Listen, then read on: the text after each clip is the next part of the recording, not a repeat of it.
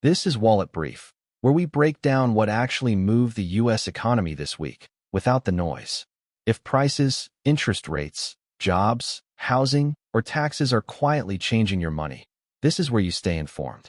Let's get into what really happened this week, and what it means for your wallet. The Federal Reserve cut interest rates 3 consecutive times in the second half of 2025, dropping the Fed funds rate from 4.75% down to between 3.5 and 3.75% by year-end. Markets expected that trend to continue into 2026, forecasting multiple additional cuts to bring relief to borrowers. But at the January meeting, the Fed held rates steady.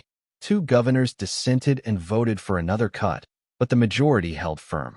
The question heading into late February was simple.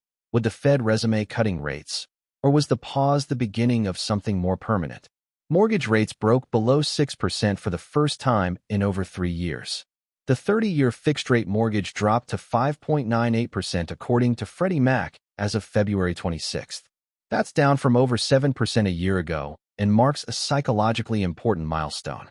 The drop was accelerated by President Trump's announcement that Fannie Mae and Freddie Mac will purchase $200 billion in mortgage-backed securities. Experts believe this move could push rates down another 0.25% to 0.5% over time.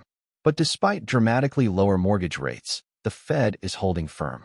The Federal Reserve kept the Fed funds rate at 3.5 to 3.75% in January and signaled no cuts are coming soon.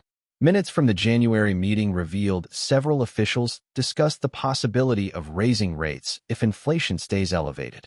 The committee voted 10-2 to hold steady. Fed Governor Stephen Mnuchin and Christopher Waller dissented, arguing for another 25 basis point cut. Auto loan rates are also improving.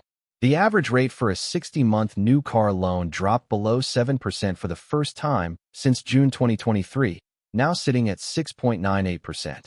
Used car loans average around 12%. But credit card rates remain stuck above 20%, offering no relief to Americans carrying balances. Then on January 30th, President Trump nominated Kevin Warsh to replace Jerome Powell as Fed chair when Powell's term ends in May. Warsh is known for hawkish views and aggressive balance sheet reduction. Markets slid on the news, with the dollar and Treasury yields rising. Trump has repeatedly demanded the Fed slash rates to as low as 1% immediately, but Warsh will need to balance that political pressure with the Fed's mandate of stable prices and maximum employment. Markets now price in just a 36% chance of a rate cut at the September meeting. J.P. Morgan Research no longer expects the Fed to cut rates at all in 2026. Interest rates are stuck in place and might go higher. The Fed is caught between political pressure to cut rates, persistent inflation above target, and a labor market that refuses to weaken. Several officials indicated they would support describing future rate decisions as two-sided, meaning hikes are back on the table if inflation doesn't cooperate. The trend is no longer about when the Fed will cut again, but whether it might actually hike. The Fed's next meeting is March 17th to 18th. If you're carrying credit card debt, you're stuck paying above 20% for the foreseeable future. Without Fed cuts, relief isn't coming. Trump floated capping credit card rates at 10% temporarily, but banking executives called it an economic disaster. For homebuyers, mortgage rates around 5.98% are the best in 3 years.